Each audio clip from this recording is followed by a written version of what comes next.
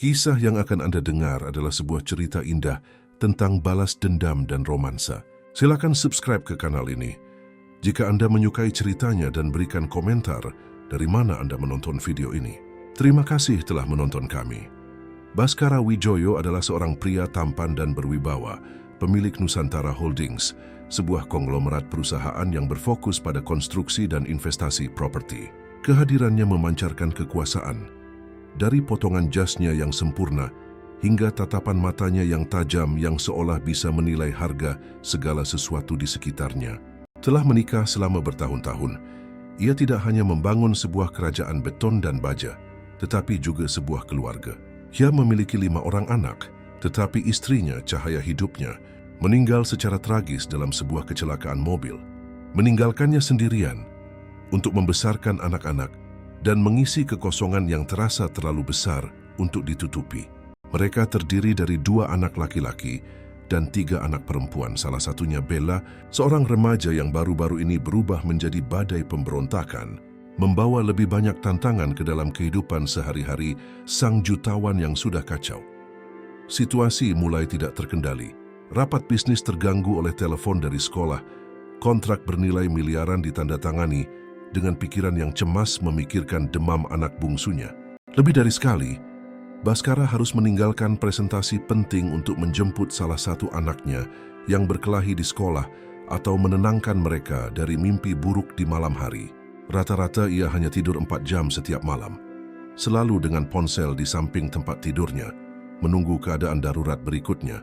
Rambutnya yang dulu hitam legam mulai menunjukkan uban di pelipisnya. Lingkaran hitam di bawah matanya menunjukkan malam-malam tanpa tidur. Dan senyumnya, yang dulu bisa menerangi ruangan manapun, kini menjadi langka dan terpaksa. Ibunya, Ibu Lestari, seorang wanita dengan paras anggun dan sikap yang tegas, mengamati kemerosotan putranya dengan hati yang pedih. Ia memutuskan untuk turun tangan.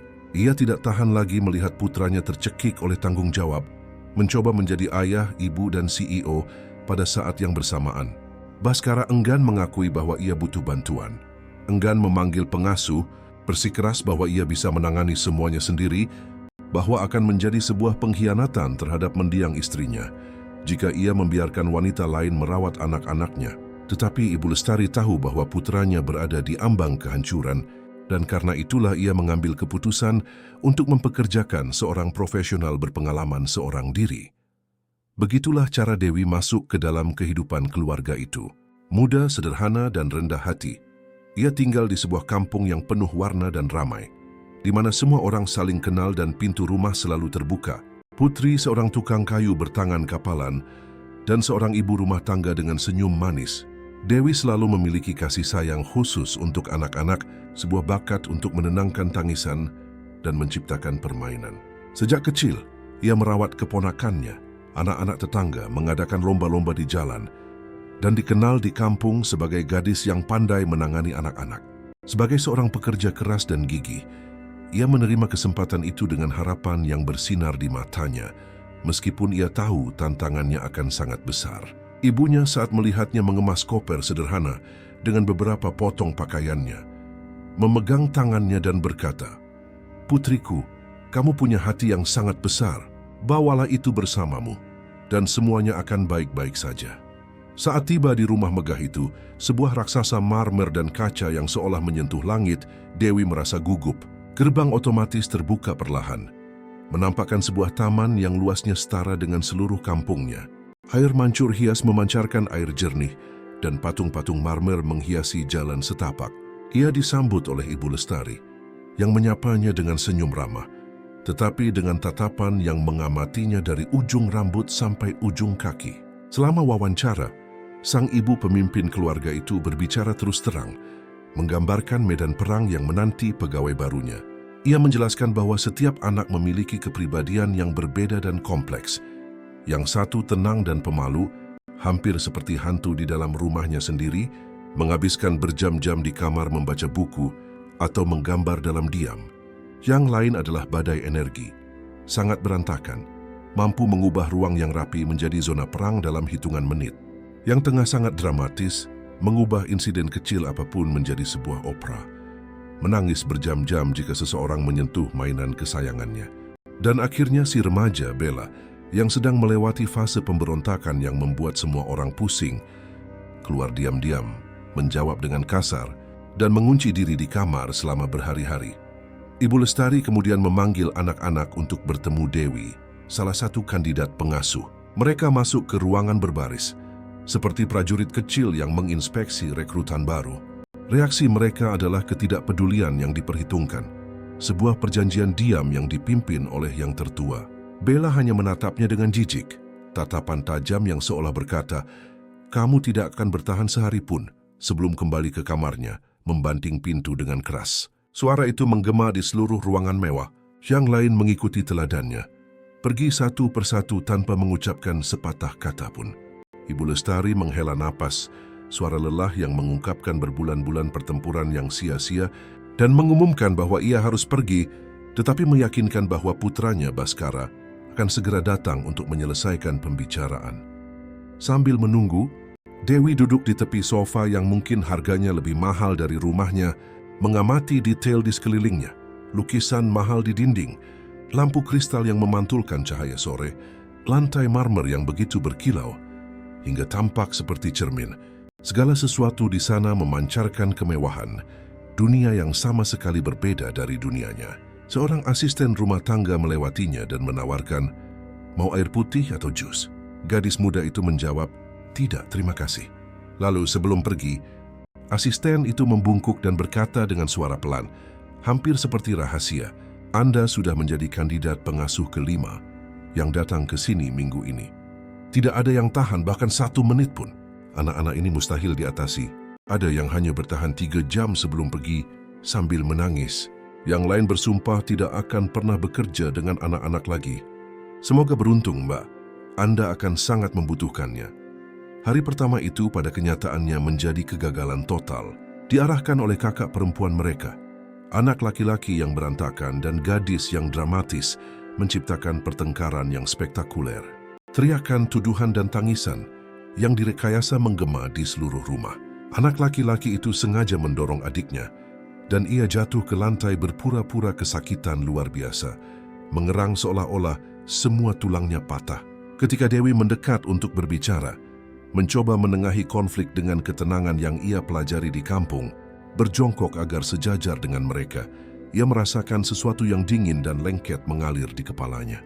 Bella yang berdiri di puncak tangga dengan senyum kemenangan, telah melemparkan seluruh teko berisi campuran kental yang tampak seperti campuran jus alpukat dengan jeli hijau ke kepalanya. Cairan itu mengalir melalui rambutnya, wajahnya, menodai pakaian sederhananya.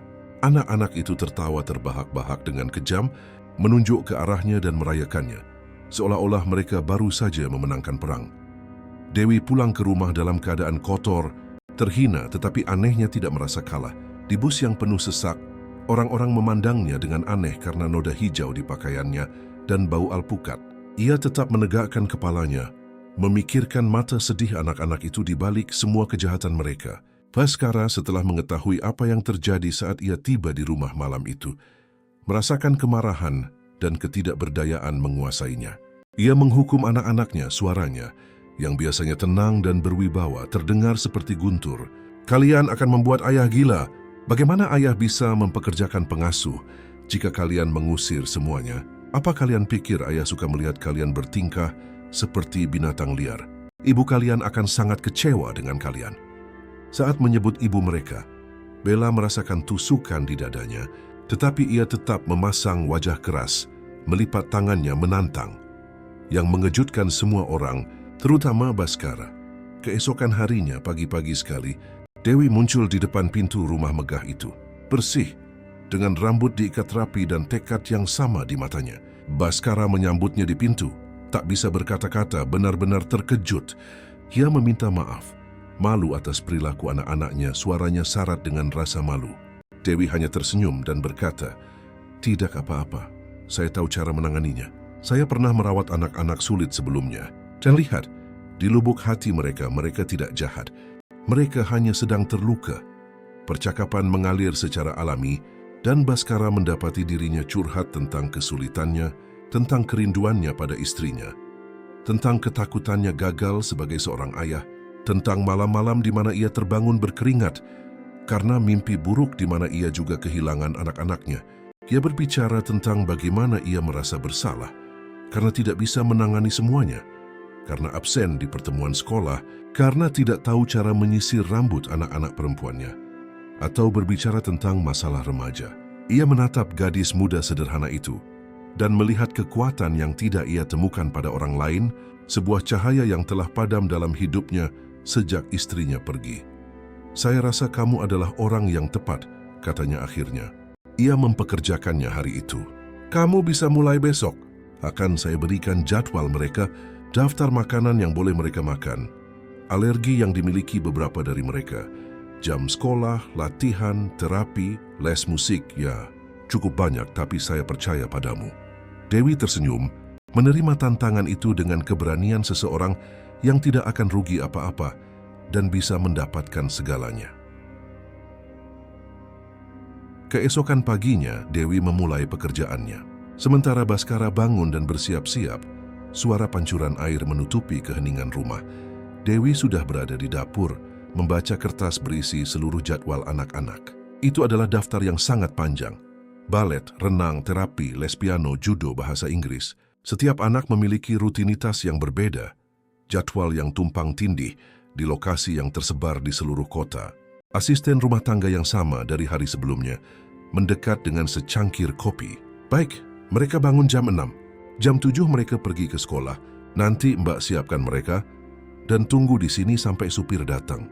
Bella sekolahnya sore. Awasi dia, karena anak itu lebih merepotkan dari semua anak lain digabungkan.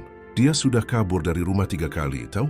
Suatu kali dia menginap semalaman di rumah temannya tanpa memberitahu.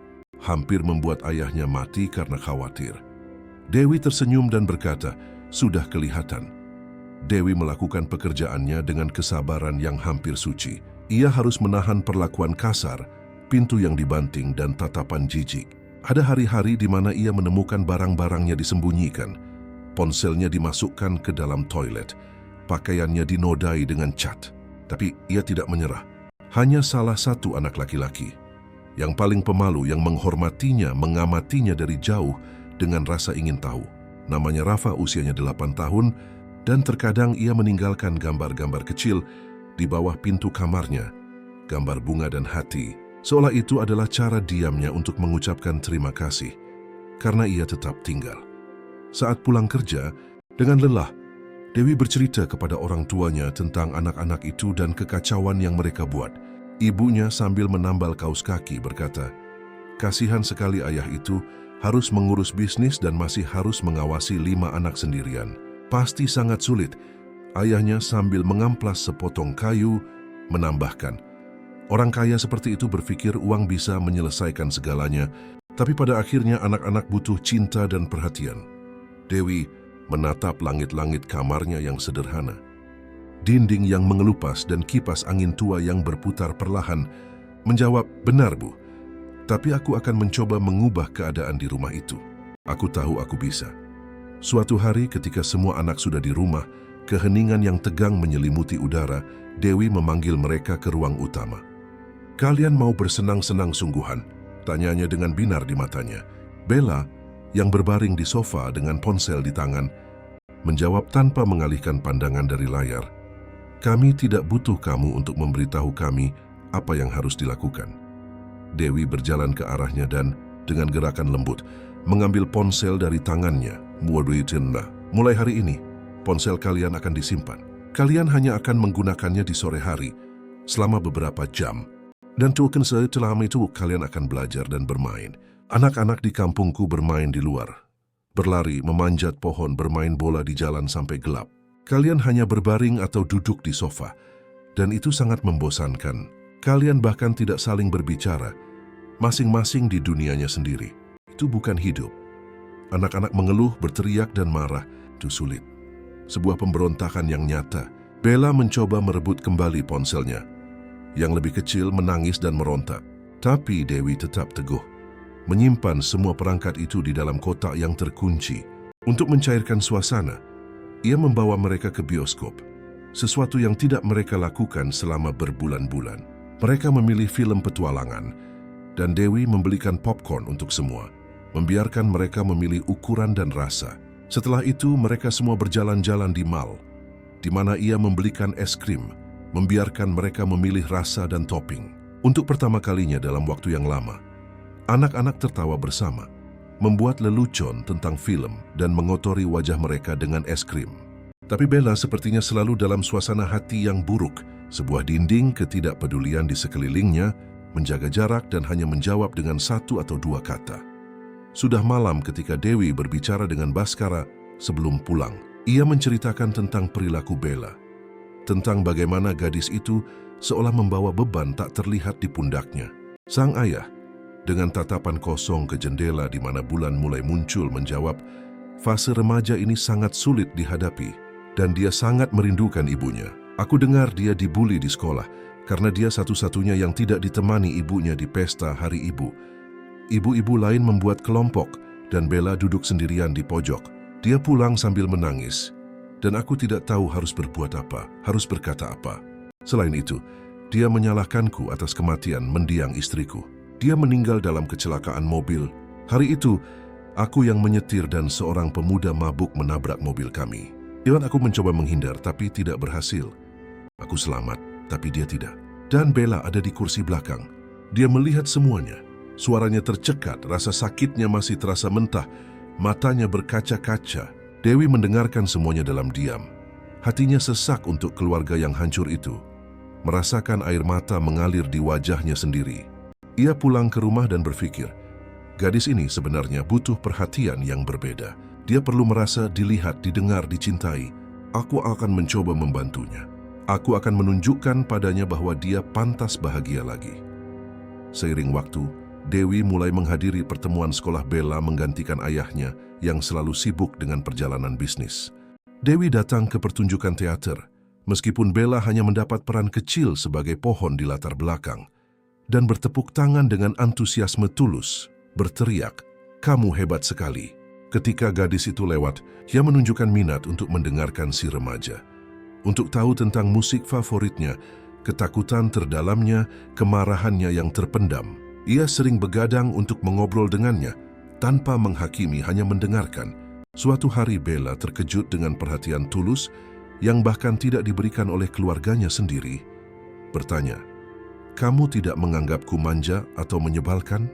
Biasanya orang dewasa tidak mendengarkan kami, menganggap semuanya cuma drama, seolah kami tidak punya masalah sungguhan."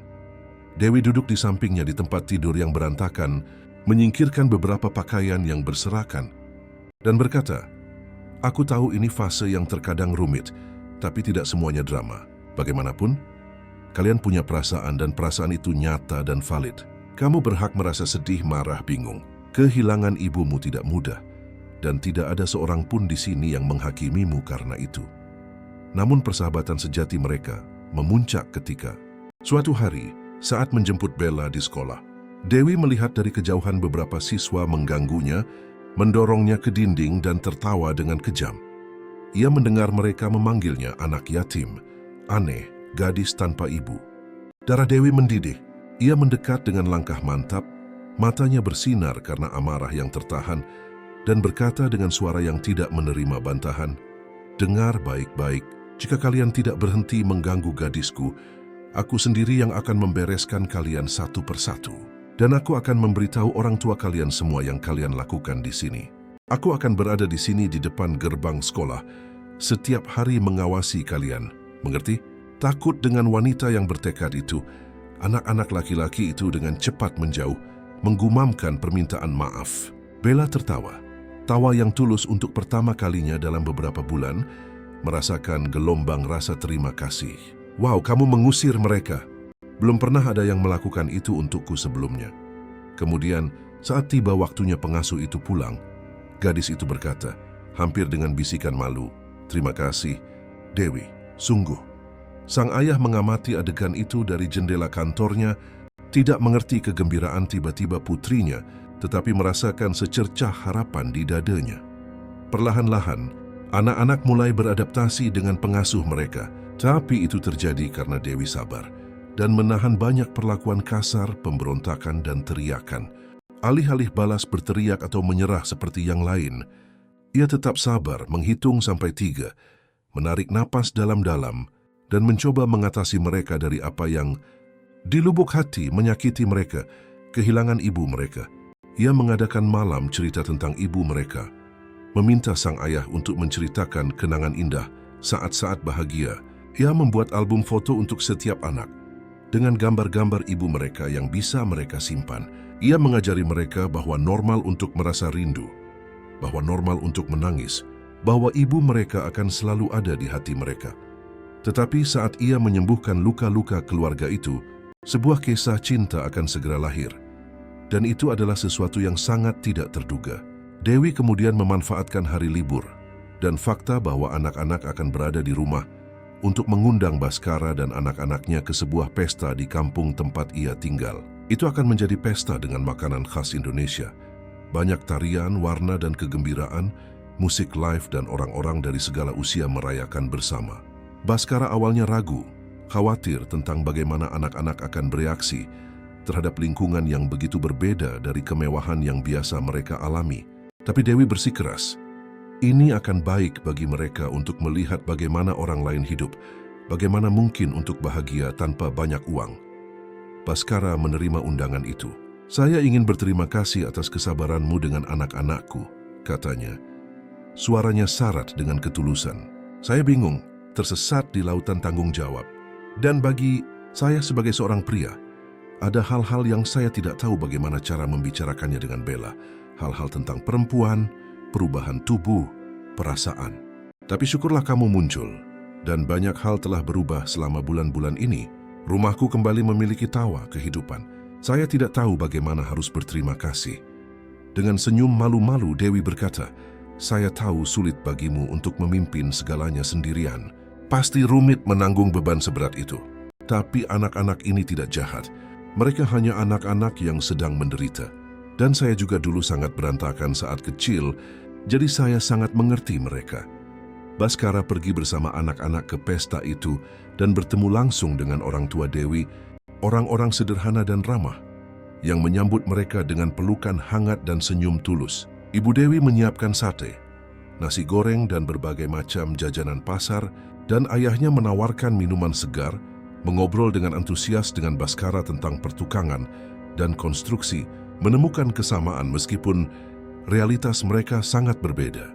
Anak-anak segera bergabung dengan yang lain untuk bermain, berlari tanpa alas kaki di jalanan tanah, bermain bola, bermain petak umpet di antara rumah-rumah berwarna-warni. Dan remaja Bella berinteraksi dengan gadis-gadis lain seusianya, akhirnya tampak seperti gadis normal, tertawa keras dan berfoto bersama.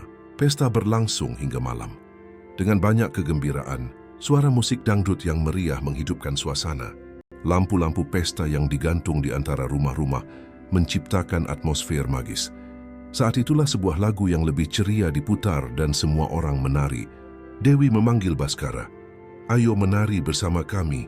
Jangan malu-malu. Aku payah sekali dalam menari, katanya tertawa canggung sambil menggaruk tengkuknya. Aku tidak pernah pandai dalam hal ini. Istriku selalu mengeluh. Tidak masalah. Di sini tidak ada yang menghakimi. Jawabnya menarik tangannya dengan kuat dan penuh tekad. Pada langkah-langkah pertama, ia malu dan canggung, menginjak kakinya sendiri dan kaki Dewi, tetapi ia membiarkan dirinya terbawa oleh kegembiraan yang menular dari lingkungan itu, oleh irama musik yang menggoda. Tiba-tiba ia melihat sekeliling khawatir. Di mana anak-anak? Dan Bella? Dewi tersenyum. Mereka pergi ke kolam renang tiup yang ayahku pasang di halaman belakang, percaya tidak? Tapi tenang saja, orang tuaku sedang mengawasi mereka. Dan Bella sedang duduk bersama teman-temannya makan kue dan bergosip. Semuanya baik-baik saja. Selama tarian, seorang bibi Dewi yang menyadari chemistry di antara keduanya untuk membantu sedikit memutar lagu pop romantis yang lambat. Dewi dan Baskara menari bersama untuk pertama kalinya. Secara nyata, tubuh mereka lebih dekat. Dan ketika mereka saling menatap mata, Baskara melihat bayangannya di pupil mata Dewi, sesuatu yang berbeda terasa di udara. Sebuah listrik yang membungkam kebisingan pesta di sekitar mereka, seolah-olah dunia berhenti berputar pada saat itu. Pesta berlanjut hingga larut malam, ketika Baskara akhirnya berkata, sambil melihat jam dan menyadari sudah lewat jam 2 pagi. Anak-anak, saatnya kita pulang. Sudah sangat larut. Anak-anak kecil itu memprotes serempak, "Ah, jangan. Kami mau tinggal lebih lama lagi. Tolong ayah, izinkan. Kami tidak pernah bersenang-senang seperti ini." Ibu Dewi tertawa berkata, "Bagaimana kalau kalian menginap di sini? Aku punya beberapa kasur baru yang aku dapat dari kerabat. Kalian bisa tidur di ruang tamu. Ruang tamu kami luas dan sejuk. Akan menjadi suatu kehormatan jika kalian ada di sini." Baskara ragu-ragu, memikirkan rumah megah yang kosong menanti mereka. Tetapi melihat kegembiraan tulus di wajah anak-anaknya, sesuatu yang sudah lama tidak ia lihat, ia menerimanya dengan terharu. "Anak SMA buah, baiklah kita akan tinggal. Terima kasih atas keramahannya." Setelah semua orang nyaman di kasur di ruang tamu, selimut tipis menutupi mereka. Dan napas anak-anak semakin lambat. Dan dalam saat kampung itu tenggelam dalam keheningan, Dewi dan Baskara berada di teras depan, di bawah cahaya kekuningan dari tiang lampu yang sesekali berkedip. Di antara tawa dan obrolan santai tentang masa kecil, tentang mimpi lama dan rencana masa depan, suasana menjadi lebih intim. Tiba-tiba Baskara mendekat dan dengan lembut menyentuh wajah Dewi, jari-jarinya menelusuri garis rahangnya. Ia merasakan jantungnya berdebar lebih kencang. Kakinya menjadi lemas. Dan di sana, pada dini hari yang tenang itu, saat anak-anak tertidur dan dunia seolah berhenti hanya untuk mereka, keduanya larut dalam ciuman lembut dan penuh gairah, sebuah ciuman yang menyegel sesuatu yang baru dan menakutkan. Setelah ciuman di teras, jantung Dewi berdebar kencang, tetapi rasa takut menguasainya seperti gelombang dingin. Kenyataan menghantamnya seperti seember air es. Ia adalah bosnya, seorang jutawan yang berkuasa, pemilik sebuah kerajaan, dan ia hanyalah pengasuh, seorang gadis sederhana dari kampung yang baru saja lulus SMA. Apa yang mungkin ia inginkan darinya selain petualangan sesaat? Ia segera menjauh, bergumam dengan suara gemetar, "Sebaiknya aku tidur. Selamat malam." Baskara terkejut dengan reaksi tiba-tiba itu, hanya berdiri diam mengawasinya menghilang di koridor yang gelap. Ia mencoba meyakinkan dirinya sendiri bahwa ciuman itu hanyalah dorongan sesaat, buah dari kesepian yang ia rasakan sejak kehilangan istrinya dan momen magis dari pesta itu. Tetapi sesuatu di dalam dirinya tahu sebaliknya, tahu bahwa ciuman itu berarti lebih dari itu. Pada hari-hari berikutnya, ketegangan terasa di udara rumah megah itu. Dewi mencoba bersikap wajar, fokus pada anak-anak dan tugas sehari-hari. Tetapi tatapan yang saling mereka lemparkan mengkhianati perasaan yang tumbuh yang keduanya coba sembunyikan. Baskara mengamatinya diam-diam saat ia bermain dengan anak-anak, mengagumi kesabaran dan dedikasinya. Dewi merasakan tatapannya dan harus berjuang agar tidak tersipu.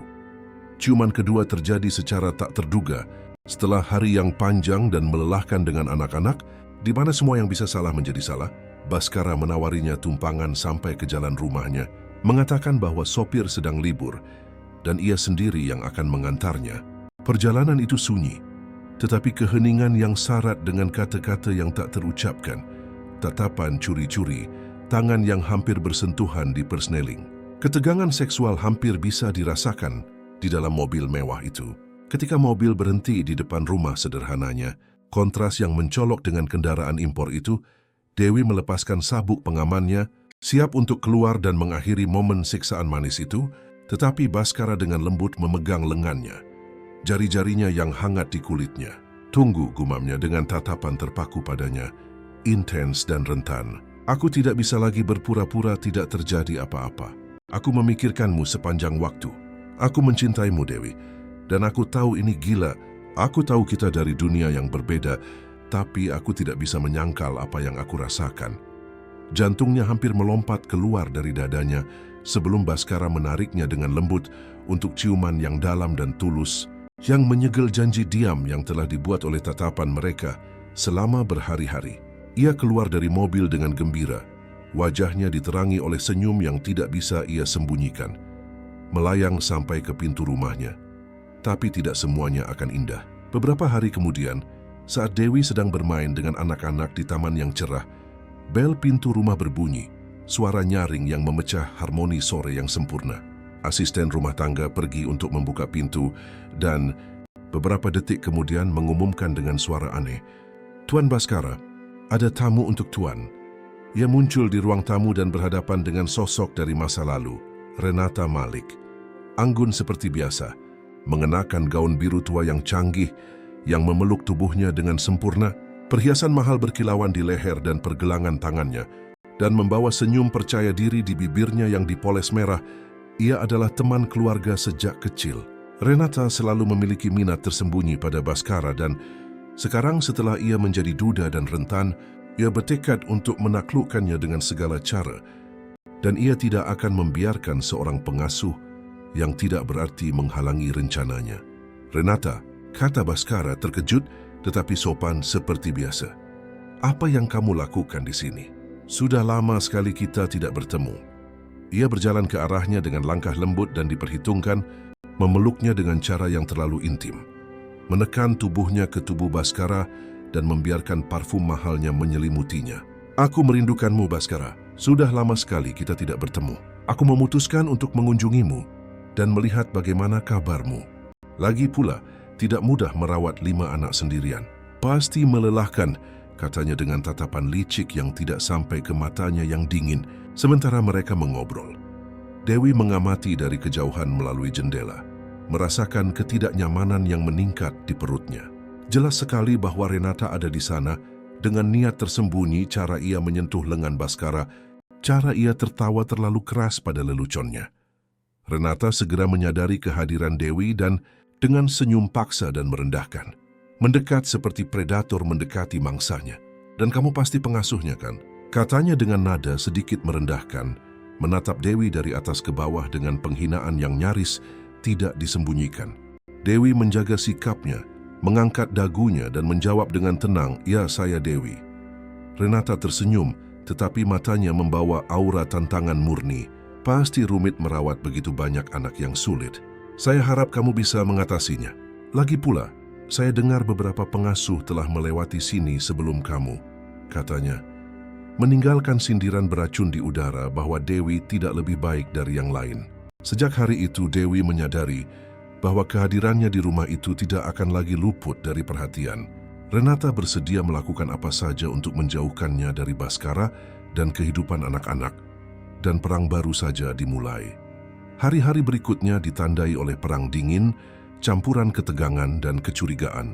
Renata mulai sering muncul di rumah itu, selalu dengan alasan yang berbeda. Ia membawa permen untuk anak-anak, menawarkan bantuan dengan dokumen, mengundang Baskara untuk makan malam bisnis.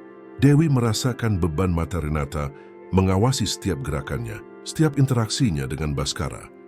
Tetapi ia mencoba fokus pada anak-anak dan pekerjaannya, mengabaikan kehadiran mengancam dari saingannya. Namun situasinya menjadi tidak terkendali pada suatu Sabtu sore yang cerah, ketika semuanya tampak harmonis dan anak-anak bermain dengan gembira di halaman. Dewi memutuskan untuk menyiapkan jus sehat untuk anak-anak, campuran buah-buahan yang mereka sukai setelah bermain di halaman. Ia selalu memperhatikan batasan makanan, terutama pada Bima kecil, yang baru berusia 5 tahun, yang memiliki alergi kacang tanah parah yang bisa berakibat fatal. Ia mengatur semuanya dengan sangat teliti, mencuci buah-buahan, memotongnya menjadi beberapa bagian, meninggalkan jus di dapur saat ia harus pergi ke kamar mandi sebentar. Di saat singkat itulah Renata Malik beraksi seperti ular yang menunggu saat yang tepat untuk menyerang. Memanfaatkan ketidakhadiran Dewi dan memastikan tidak ada yang melihat, ia diam-diam mengambil segenggam kacang tanah giling yang ia temukan di lemari tempat makanan ringan, disimpan dan mencampurnya dengan baik ke dalam teko jus, mengaduknya dengan sendok, dan memastikan tidak ada yang akan menyadari perubahan warna atau teksturnya. Jantungnya berdebar kencang, tetapi ia tetap memasang wajah tenang, senyum puas di bibirnya. Beberapa menit kemudian, Dewi kembali dan menuangkan gelas-gelas berwarna-warni untuk anak-anak, tanpa curiga apapun. Anak-anak bersemangat, meminum jus dan bermain, tertawa keras dan bercerita. Tetapi tidak butuh waktu lama bagi Bima untuk mulai merasa sakit. Wajah munggilnya menjadi merah dan bengkak dengan cepat, matanya berair. Dan ia meletakkan tangan kecilnya di lehernya, mencoba bernapas, mengeluarkan suara melengking dan menakutkan yang membelah udara seperti pisau. "Ya Tuhan, Bima!" teriak Dewi panik. Tidak tahu harus berbuat apa, dunianya runtuh dalam hitungan detik. Renata melihat adegan itu berlangsung persis seperti yang direncanakan, mendekat dengan cepat dan berkata dengan ketenangan dan keprihatinan palsu, "Dia tercekik. Kita harus membawanya ke rumah sakit sekarang, cepat." Tanpa berpikir dua kali, Renata menggendong anak itu dan berlari ke mobil. Dengan Dewi yang putus asa ikut serta, jantungnya berdebar begitu kencang seolah akan meledak. Di rumah sakit, Bima menerima pertolongan pertama tepat waktu, suntikan epinefrin yang menyelamatkan nyawanya, dan ia selamat dari bahaya setelah beberapa jam yang menegangkan di unit gawat darurat. Dewi bagaimanapun merasa sangat buruk. Rasa bersalah menggerogotinya dari dalam. Mencoba memahami bagaimana itu bisa terjadi jika ia sudah sangat berhati-hati. Ketika mereka kembali ke rumah, saat hari mulai gelap, Baskara menunggu di ruang tamu cemas dan pucat, berjalan mondar-mandir. Dengan Bima yang tertidur di lengannya setelah minum obat, ia menatap lurus ke arah Dewi dengan ekspresi yang tidak bisa diartikan. Sebelum Dewi bisa mengatakan apa-apa, Renata maju, meletakkan tangan lembut di bahu Baskara. Itu mengerikan, Baskara. Anak itu minum jus dan langsung mengalami krisis alergi. Mengerikan melihat wajah mungilnya menjadi ungu. Untungnya aku ada di dekatnya untuk membantunya ke rumah sakit tepat waktu, katanya, melirik Dewi dengan pandangan mencela yang terselubung. Seolah-olah Dewi bersalah atas kelalaian serius. Dengan hati yang berat dan air mata membakar matanya, Dewi mencoba menjelaskan, "Baskara, aku tidak tahu bagaimana ini bisa terjadi. Aku sangat berhati-hati dengan semuanya. Aku memeriksa bahan-bahannya 3 kali. Aku tidak akan pernah memasukkan apapun yang akan menyakiti Bima. Kamu tahu betapa aku mencintai anak-anak ini." Baskara menarik napas dalam-dalam, menatap putranya yang tertidur di lengannya, begitu kecil dan rapuh. "Dewi, aku akan menidurkan Bima dan nanti kita bicara," katanya, meninggalkan ruangan tanpa ekspresi yang jelas di wajahnya, meninggalkan keheningan yang berat di belakangnya. Kemudian, ketika ia kembali menuruni tangga perlahan, ia tampak lebih tenang tetapi lelah. "Dengar kecelakaan bisa terjadi. Aku tahu kamu berhati-hati. Tapi mungkin hari ini kamu sedang lengah. Yang penting Bima berhasil diselamatkan tepat waktu berkat Renata. Tapi tolong lain kali lebih berhati-hati ya. Anak-anak bergantung padamu," katanya dengan senyum ramah mencoba meredakan ketegangan tetapi masih terasa jauh. Dewi yang masih terguncang dan merasa telah mengecewakan pria yang dicintainya, menjawab dengan pelan, "Tentu aku janji. Ini tidak akan pernah terjadi lagi." Tapi kedamaian masih jauh dari kembali dan Dewi merasa bahwa Renata sedang merencanakan sesuatu yang lebih besar. Keesokan harinya, saat Dewi bermain dengan anak-anak di taman yang cerah, mencoba melupakan trauma hari sebelumnya, Renata merancang rencana kejam lainnya. Ia melihat bahwa Dewi telah menempatkan anjing keluarga, seekor golden retriever bernama Rex, di kandangnya di belakang halaman dan menutup pintu pagar dengan grendel. Memanfaatkan momen kelengahan ketika Dewi masuk untuk mengambil air, Renata diam-diam melepaskan grendel kandang dan membuka gerbang yang menuju ke jalan yang ramai, membiarkannya terbuka lebar.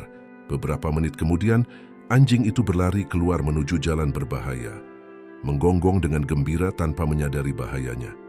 Anak-anak mulai berteriak dan menangis, ketakutan dan putus asa. "Rex kebo! Dia lari jauh! Nanti ditabrak mobil!" teriak salah satu gadis panik. Dewi berlari ke depan rumah, merasakan kepanikan meningkat dan kakinya hampir lemas. Melihat anjing kesayangan itu berlari menuju mobil. Anak-anak yang lebih kecil menangis terseduh-seduh, sementara ia mencoba memanggil anjing itu kembali, meneriakkan namanya. Baskara muncul di gerbang dari kantor, mencoba memahami semua kebingungan itu. "Tapi aku bersumpah aku sudah menutup pintu kandangnya. Aku selalu memeriksanya 2 kali," kata Dewi, hampir menangis, suaranya putus asa. Renata muncul di belakang, berpura-pura sangat khawatir. "Kasihan Dewi, sepertinya kamu akhir-akhir ini sangat lengah. Pertama Bima, sekarang Rex. Kamu baik-baik saja," gumamnya dengan nada rendah. Cukup hanya untuk didengar oleh Dewi, senyum kejam di bibirnya. Baskara berhasil menangkap anjing itu dengan bantuan salah satu tetangga yang melihatnya berlari, tetapi ia mulai curiga terhadap kesalahan beruntun Dewi.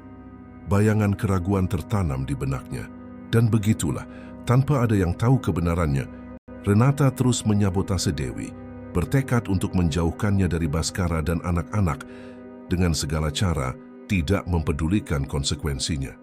Tapi yang terburuk, yang membuat Baskara berdebat serius dengan Dewi, adalah ketika Renata melaksanakan rencananya yang paling kejam dan terencana.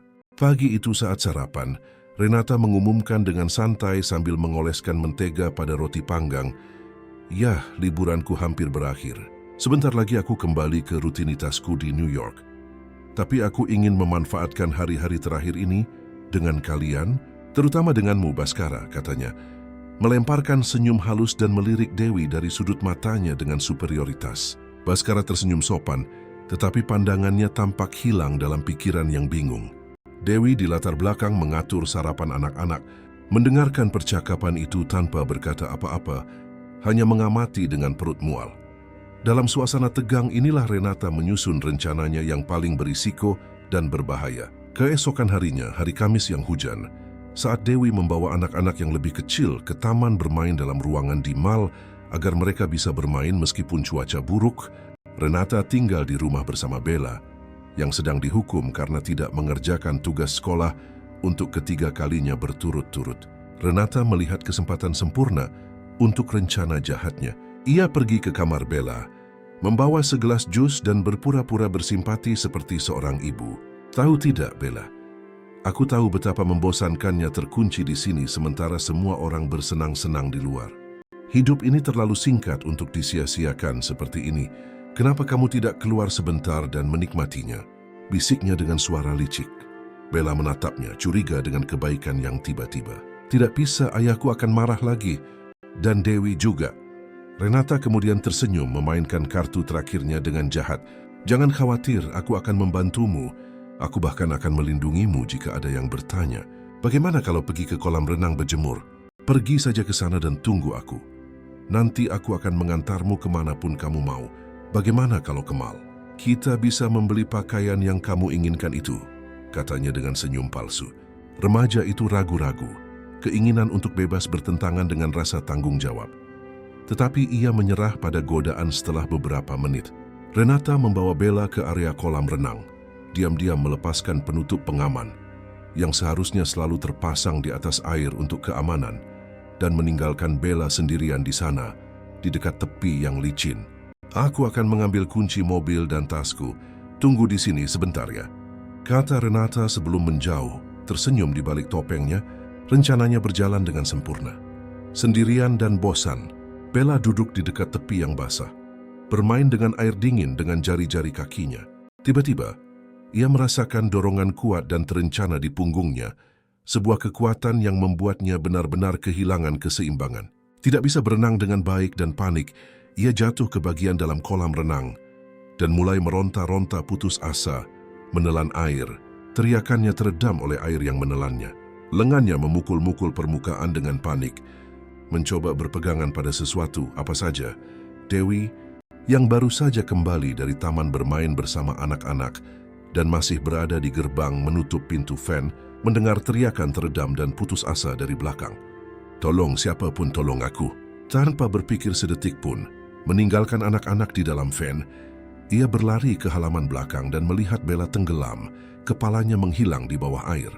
Ia melompat ke kolam renang dengan pakaian lengkap, air dingin menusuk kulitnya, dan dengan usaha luar biasa ia berhasil menarik remaja yang berat itu ke tepi. Bella terbatuk-batuk keras, menangis ketakutan, gemetar hebat. Pada saat itu, Baskara muncul berlari dari rumah, terkejut oleh kebisingan dan teriakan anak-anak. Melihat putrinya basah kuyup, gemetar, pucat, dan hampir tak bernyawa di pelukan Dewi, ekspresinya berubah dari khawatir menjadi kemarahan murni. "Apa yang terjadi di sini?" teriaknya, suaranya menggema di seluruh taman. Dewi masih terengah-engah dan terbatuk-batuk menjawab, "Kami sedang di mall. Ketika aku tiba, aku mendengar teriakan dan melihat Bella tenggelam di kolam renang. Aku tidak tahu bagaimana dia keluar dari kamar." Renata mendekat berlari dari rumah, berpura-pura kaget dan terkejut dengan sempurna, bahkan meletakkan tangannya di mulutnya secara dramatis. "Aku melihat semuanya dari jendela, Baskara." Dewi meninggalkan Bella sendirian di sini sebelum pergi dengan anak-anak lain. "Aku pikir dia sedang menjaga Bella.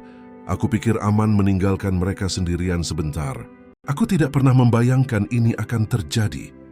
Baskara terdiam sejenak yang terasa seperti selamanya. Wajahnya topeng kekecewaan dan kemarahan. Kamu meninggalkan putriku sendirian di kolam renang dan pergi dengan anak-anak lain? Bagaimana kamu bisa begitu tidak bertanggung jawab? Tanyanya dengan suara dingin. Menatap Dewi dengan mata yang tidak lagi mengenali wanita yang dicintainya. Ia merasakan hatinya hancur berkeping-keping. Baskara, tidak seperti itu. Dia sedang dihukum di kamar. Aku tidak akan pernah membawanya ke dekat kolam renang sendirian. Baskara memotongnya, suaranya sedingin es. Cukup, Dewi. Aku mempercayaimu dengan hal yang paling berharga yang aku miliki. Dan sekarang ini hampir berakhir dengan tragedi. Aku tidak bisa mempertaruhkan nyawa anak-anakku untuk apapun di dunia ini. Aku rasa lebih baik kamu mengambil cuti. Aku perlu memikirkan semua ini tentang apakah kamu benar-benar orang yang tepat untuk merawat mereka. Kata-katanya seperti pukulan di perut. Dewi meninggalkan rumah itu dengan hati hancur, basah kuyup terhina, tanpa mengerti bagaimana semuanya bisa menjadi begitu salah, bagaimana pria yang mengaku mencintainya bisa begitu mudah percaya pada kebohongan. Renata mengamati semuanya dari balkon atas, memegang segelas anggur merah, menikmati kemenangannya yang kejam, senyum puas di wajahnya yang jahat. Namun, ketika Bella akhirnya sadar beberapa jam kemudian, pulih sepenuhnya dari ketakutan traumatis, tetapi masih ketakutan, ia mencari ayahnya dan berkata, "Di mana Dewi? Dan di mana Renata?" Ayahnya masih khawatir dan bingung, duduk di tepi tempat tidurnya, menjawab dengan suara lelah, "Renata sudah pulang ke rumahnya." Dan soal Dewi, ya setelah apa yang terjadi hari ini, kurasa aku harus memecatnya. Aku tidak bisa mengambil risiko. Tidak, ayah. Kenapa dia menyelamatkanku? Protes Bella duduk dengan cepat di tempat tidur. Matanya terbelalak. Sudah diputuskan. Maaf, tapi aku harus melindungi kalian, jawabnya. Tegas tetapi dengan hati yang berat. Kemudian Bella menceritakan semuanya. Kata-kata keluar dengan cepat dan putus asa. Ayah, kamu harus mendengarkanku. Itu salah Renata, bukan Dewi. Dia yang menyuruhku keluar dari hukuman. Bilang aku bisa pergi kemana saja. Bahwa dia akan melindungiku dan kita akan pergi ke mal setelahnya. Dia menyuruhku menunggunya di dekat kolam renang. Lalu aku merasakan seseorang menendangku dengan keras ke dalam air. Tapi ketika aku berhasil melihat ke belakang, aku tidak melihat siapa-siapa. Orang itu sudah menghilang. Pasti dia yang mencoba membunuhku, ayah. Dia ingin menenggelamkanku. Baskara mendengarkan laporan rinci putrinya. Dan kepingan-kepingan itu akhirnya mulai menyatu di benaknya seperti teka-teki yang suram. Ia berpikir selama beberapa menit dalam diam dan berkata, "Benar juga, sekarang kalau kupikir-pikir, setelah dia datang ke rumah ini untuk berkunjung, segalanya mulai menjadi sangat aneh. Semua kecelakaan ini dimulai ketika dia muncul." Gadis itu kemudian berkata, dengan air mata tulus di matanya, "Ayah, Dewi tidak akan pernah menyakiti kita. Dia benar-benar mencintai kita. Aku sangat menyebalkan pada awalnya, sangat jahat padanya. Aku melemparkan benda menjijikkan itu padanya, dan meskipun begitu dia tetap sabar membelaku dari anak-anak bodoh di sekolah, datang ke pertunjukanku. Bawa dia kembali, minta maaflah padanya. Aku sudah menganggapnya seperti ibu, dan aku tidak ingin dia pergi dari hidup kita." Bertekad dan merasa bersalah, sang ayah berkata, "Putriku, besok pagi ayah akan menyelesaikan ini, oke? Ayah akan membawa Dewi kembali dan akan membereskan urusan dengan Renata." Setelah pergi ke rumah Dewi di kampung yang penuh warna keesokan paginya, ia memanggil mengetuk pintu kayu yang usang, tetapi tidak ada seorang pun di rumah. Seorang tetangga tua yang sedang menyiram tanaman memberitahunya. Mereka pergi ke ulang tahun kerabat di luar kota dan baru kembali besok sore. Baskara mengucapkan terima kasih dengan sopan dan kembali ke rumah. Kecemasan dan penyesalan menggerogotinya dari dalam. Menghitung jam, ia memarkir mobilnya di depan rumah megahnya. Pikirannya masih kacau dengan pengakuan Bella dan kesadaran betapa ia telah dimanipulasi. Ia merasa sangat buruk, seorang bodoh yang sempurna karena telah tidak adil pada Dewi, karena telah mempercayai kebohongan Renata, karena telah menyakiti wanita yang dicintainya, dan yang telah menyelamatkan putrinya. Saat turun dari mobil, ia melihat Renata berdiri di depan pintu, bersandar pada pilar, berpakaian tanpa celah dengan gaun hijau zamrud. dan membawa senyum palsu di bibirnya yang dipoles. Bhaskara sayang, senang melihatmu. Aku khawatir setelah semua yang terjadi kemarin dan memutuskan untuk mampir untuk menanyakan keadaan. Apakah Bella baik-baik saja, katanya. Mencoba terdengar manis dan keibuan, tetapi kepalsuannya jelas. Tapi Bhaskara, dengan wajah lebih serius dari yang pernah ia lihat, tidak menanggapi nadanya. Ia melipat tangannya dan menatap langsung ke mata dingin Renata. Khawatir, ulangnya dengan sarkasme berat. Tahu tidak, Renata, ada sesuatu yang tidak beres dengan cerita ini. Sebenarnya banyak hal yang tidak beres. Renata masih mencoba menjaga ketenangannya, tetapi merasakan tanah bergetar di bawah kakinya, memaksakan senyum gugup. Apa yang kamu bicarakan, Bhaskara? Tanyanya berpura-pura bingung. Bhaskara melangkah lebih dekat, menginvasi ruang pribadinya. Suaranya rendah tetapi berbahaya. Bella menceritakan semuanya padaku. Dia bilang kamu yang mendorongnya untuk keluar dari hukuman, berjanji akan membawanya ke mal, dan meninggalkannya sendirian di kolam renang tanpa pengawasan. Lebih dari itu, dia merasakan seseorang mendorongnya ke dalam air. Kamulah yang mencoba menenggelamkan putriku. Astaga, Renata, kita teman masa kecil. Bagaimana kamu bisa melakukan ini? Wajah Renata menjadi pucat seperti kertas. Darah meninggalkan pipinya.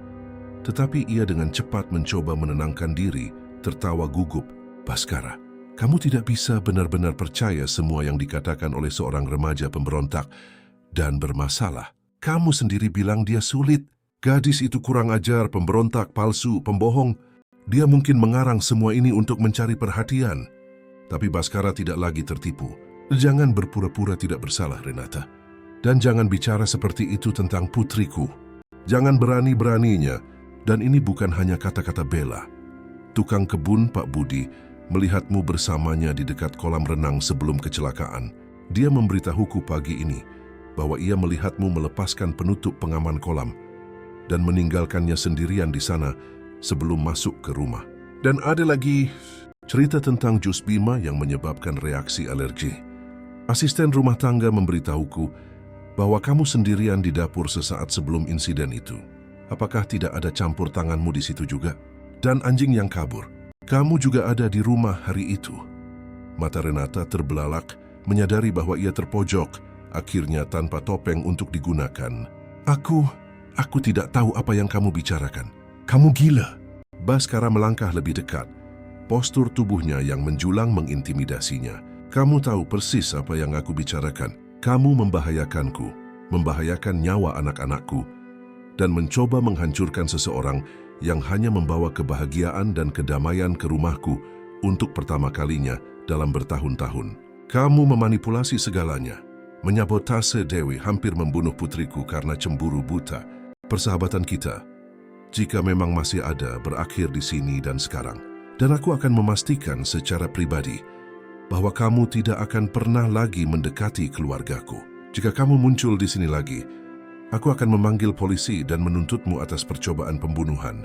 Sekarang masuk ke mobilmu, tinggalkan propertiku dan pergilah. Selamat tinggal, Renata. Semoga Tuhan mengampunimu. Keesokan harinya, dengan matahari terbit membawa harapan baru, Bhaskara menelepon Dewi begitu ia tahu bahwa Dewi telah kembali. Nada suaranya penuh penyesalan dan kerentanan. Dewi, tolong, aku perlu bicara denganmu.